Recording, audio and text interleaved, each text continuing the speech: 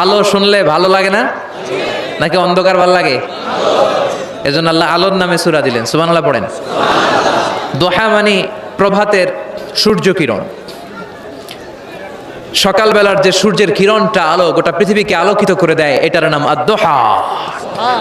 এটার নাম আদ-দোহা। এই সূরাতুদ দোহা এটা একটা মোটিভেশনাল সূরা। কি সূরা? ইন্সপাইরেশনাল সূরা।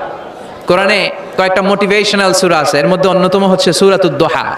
এটা পড়লে, এটা শিখলে, এটা জানলে আপনি ইউ উইল বি মোটিভেটেড, আপনি আরো উৎসাহিত হবেন, আপনি আশা ফিরে পাবেন। সুবহানাল্লাহ পড়েন। এটা কোরআনের মোটিভেশনাল সূরা, মনে রাখতে হবে।